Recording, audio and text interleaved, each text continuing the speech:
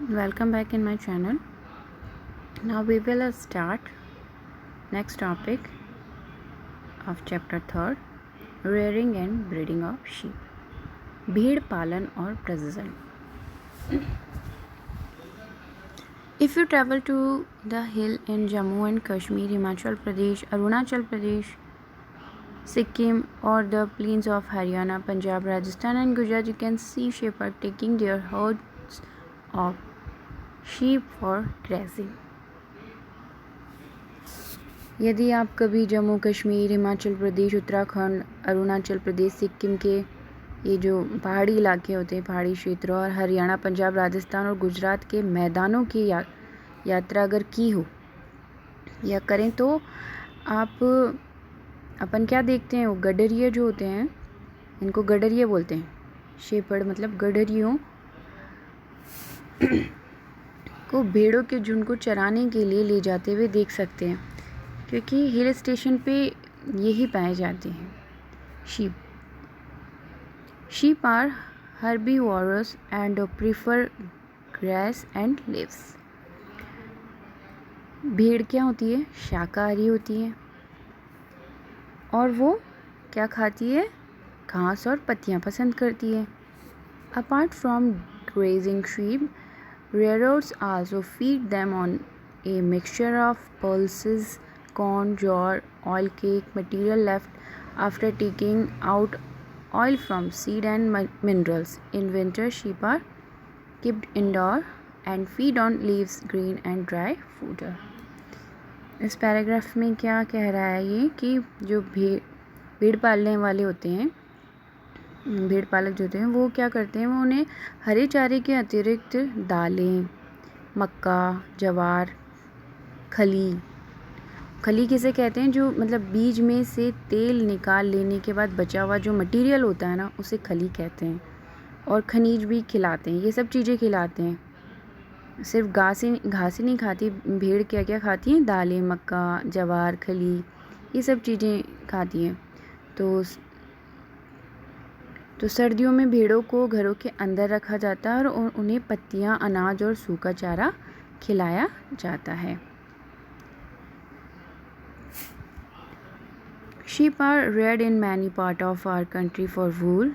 Table 3.1 gives the name of the some breeds of sheep reared in our country for producing wool. The quality and texture of the fiber obtained from them is also indicated in the table. हमारे भारत देश के अंदर अनेक ऐसे स्थान हैं, ऐसे parts हैं जहाँ पर क्या होता है, भेड़ों को ऊन के लिए पाला जाता है.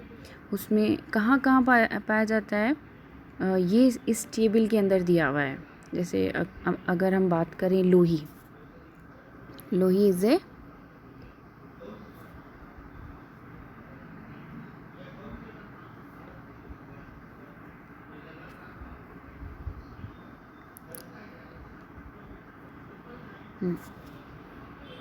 If you talk about Lohi जो होती है वो सबसे अच्छी मानी जाती है, सबसे अच्छी गुड क्वालिटी की वूल मानी जाती है, जो कि कहाँ? हमारे राजस्थान और पंजाब में पाई जाती है. अब हम बात करें सेकंड, रामपुर बुशायर. ये ब्राउन कलर की ऊन होती है, जो कि कहाँ पाई जाती है? उत्तर प्रदेश और हिमाचल प्रदेश में. फिर है नाली किस्म की जो शीप होती है, वो कहाँ पाई जाती है? वो होती है मतलब कारपेट वूल, जिससे कारपेट बनाए जाते हैं, पायदान, गलीचे, ये सब होते हैं ना, ये सब चीज़ें बनाई जाती हैं, वो राजस्थान, हरियाणा और पंजाब में पाई जाती हैं. नेक्स्ट है बाखरवाल. बाखरवाल इज़ ए फेमस फॉर ऊनी शॉलों के लिए. जो हम शॉल पहनते हैं ना, वो मोस्टली बाखरवाल ब्रीड की होती है. वो जम्मू एंड कश्मीर की होती है, इसलिए कहा जाता है ना, जम्मू से लेके आए. जम्मू कश्मीर की जो शॉल्स होती हैं वो काफ़ी अच्छी होती हैं.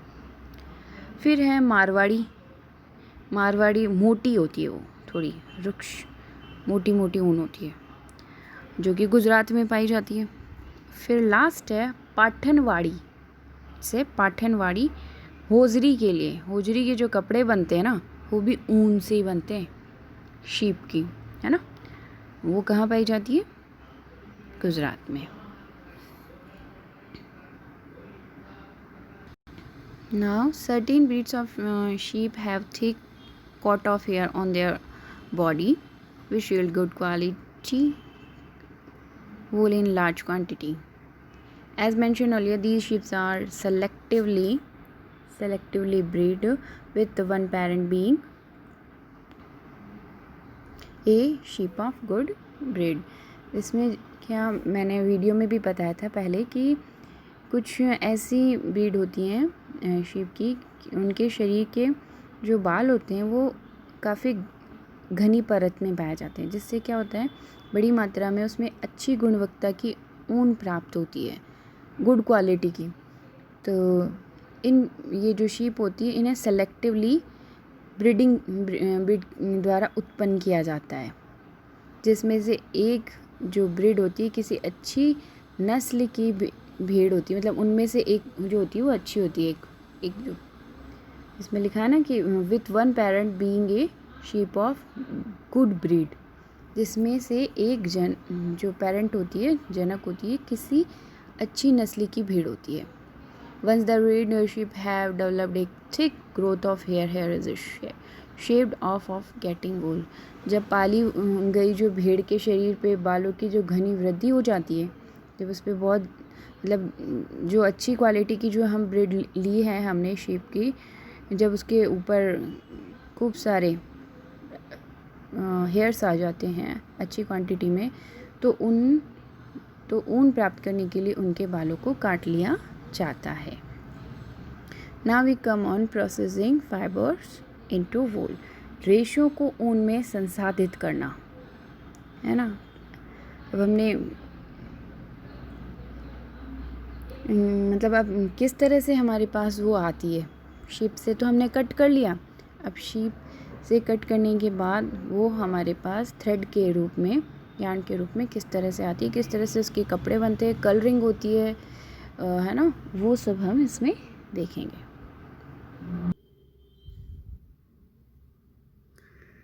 Now we come on processing fibres into wool. रेशो को ऊन में संसाधित करना। The wool which is used for knitting sweater or for weaving shawl is the finished product of a long process which involve the following steps. Sweater बुनने के लिए और शॉल बनाने के लिए जो उपयोग में जो ऊन आती है, जिस ऊन से हम स्वेटर और शॉल बनाते हैं, वो एक लंबी लॉन्ग प्रोसेस है वो, है ना। तो उस प्रोसेस के क्या क्या स्टेप्स हैं वो हम इसमें देखेंगे। Step first, the fleece of the sheep along with a thin layer of skin is removed from its body. This process is called shearing. जो पतली सी परत होती है भेड़ के बालों को उसकी त्वचा के ऊपर जो पतली सी परत होती है वो मतलब भेड़ के बालों को त्वचा की पतली परत के साथ शरीर से उतार लिया जाता है। और ये जो प्रोसेस है वो क्या कहलाता है? ऊन की कटाई, शेयरिंग, दैट मीन्स ऊन की कटाई। Machine similar to those used by barbers are used to shave off hair. भेड़ के बाल उतारने के लिए उसी प्रकार की मशीन का उपयोग किया जाता है जैसे कि नाई के द्वारा जो कटिंग के लिए जो बाल मतलब हेयर कट के लिए जो जिसके उस्तरा जिसे बोलते हैं ना, वो यूज़ किया जाता है ना, वैसे ही भेड़ के बाल उतारने के लिए एक मशीन का उपयोग किया जाता है। This usually hairs are removed during the hot weather. This enables sheep to survive without their protective coat of hair.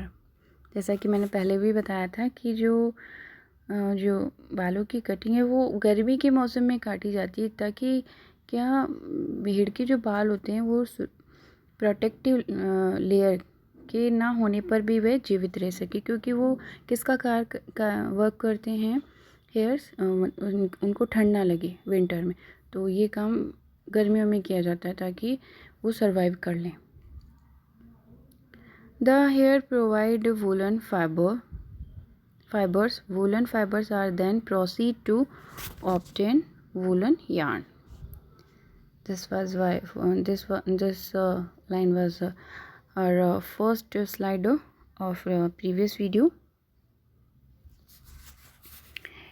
अब क्या कहता है कि ये जो बाल होते हैं ये ऊनी रेशे प्रदान करते हैं। इन्हीं ऊनी रेशों को प्रोसेसिंग करने के लिए, मतलब संसाधित करके उनका धागा बनाया जाता है। अब उन धागों, वो जो ऊन, the hair provide woollen fibre are then proceed to obtain woollen yarn, and shearing does not hurt the sheep just as it does not hurt when you get a haircut or your father shaves his beard. ऊन उतारने के लिए जो भेड़ के कोई विशेष cut नहीं होता है, मतलब जैसे अपन बाल कटिंग करवाते हैं, पार्लर पे जाते हैं या फिर आप, तो वो जो उस्तरा यूज़ लिया जाता है जब पूरे हेयर्स ही हमारे सिर में से हटाए जाते हैं या शेविंग करते हैं हमारे ग्रैंडफादर या फादर, तो जो हमें कट नहीं लगता है, मतलब हम सेफ रहते हैं। तो उसी तरह से ही इसी की खाल मतलब वो हेयर्स उतारे जाते हैं इसकी बॉडी पे से। तो do you know why the upper most layer of skin is dead, also the hair of sheep grow again just as your hair does. जो उसकी जो त्वचा की जो सबसे ऊपर वाली लेयर होती है वो डेड होती है, डेड सेल से बनी होती है। साथ ही जो भेड़ के जो बाल होते हैं फिर से उग जाते हैं, जैसे अपने भी उग जाते हैं वैसे ही उसके भी फिर से आ जाते हैं बाल। ये देखो जो फर्स्ट जो अपने को जो इसमें डायग्राम दिया हुआ है वो इसी का ही है, 3.8 shearing a sheep. Now we come on step second. त्वचा सहित Now we come on second step. The sheared skin with the hair is truly washed in tanks to remove grease, dust and dirt. This is called scoring. Nowadays scoring is done by machines.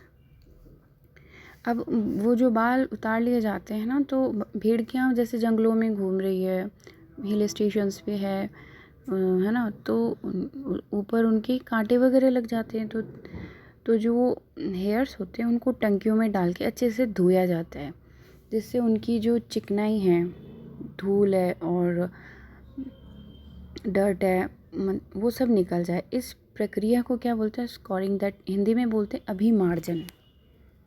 अभिमार्जन। Hindi words भी आपको पता होना चाहिए। अभिमार्जन, मार्जन यानी माजना, एक तरह से Hindi word है ना, मतलब मार्जन माजना, अभी इसको पूरी तरह से माजना, अभिमार्जन करना।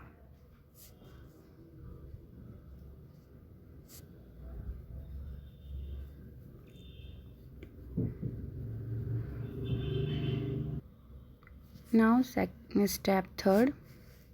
After scoring, sorting is done. The hairy skin is sent to a factory where hair to different texture are separated और sorted. अब वो क्या साफ़ हो गए, जैसे कि इसमें डायग्राम में दिखाया हुआ है। यहाँ पे उनको धोया जाता है, अच्छे से साफ़ किया जाता है। अब स्कोरिंग होने के बाद उनकी छटाई होती है। सॉर्टिंग मतलब छटाई, मतलब उसमें से जो रोएदार और हेयरी रॉ मिल जो बाल होते हैं, बालों को कारखानों में, फैक्ट्री में भेज दिया जाता है, जहाँ विभिन्न गठन वाले बालों को छांट के पृथक कर लिया जाता है। मतलब अलग अलग, मतलब जो रोएदार है उनको अलग और जो रॉ मिल है उनको अलग, हेयरी वाले अलग कर लिए जाते हैं और जो ज़्यादा हेयर है मतलब जिसके अंदर है ना सॉफ्ट और हार्ड, उस तरह से उनको उनकी सॉर्टिंग कर ली जाती है। जैसे इस डायग्राम में दिखाया हुआ है ना ये, तो यहाँ पे क्या हो रही है, sorting. Now we come on step 4, that is the small fluffy fiber called broods are picked out from the hair. अब these are same burrs which sometimes appear on your sweaters. The fibers are scored again and dried.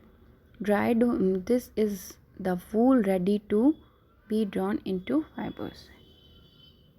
इसमें ये समझा रहा है जैसे अपन sweater पहनते हैं तो हमारे वो रोए आ जाते हैं ना ऊपर, तो उसकी यहाँ पे उसे बर बोलते हैं, उसकी यहाँ पे बात हो रही है कि उन बालों को जैसे हम यहाँ पे सॉर्टिंग हो गई, अब इनको सुखाया जाता है, परंतु ना जो बालों पे क्या छोटे छोटे कोमल फूल जैसे रेशे होते हैं उन्हें अलग से छांट लिया जाता है, जिसे कि हम बर कहते हैं, बोर्स, ये है ना। तो इन जो हमारे स्वेटर्स पे हमने कई बार देखे हैं।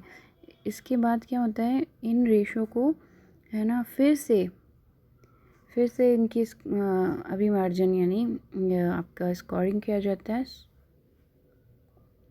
और फिर इन्हें सुखाया जाता है। इस प्रकार जो हमारे जो प्रोडक्ट प्राप्त होता है वही धागों के रूप में काम में आता है, मतलब उसको काटने के लिए आगे उस प्रोसेसिंग के लिए उसे भेजा जाता है।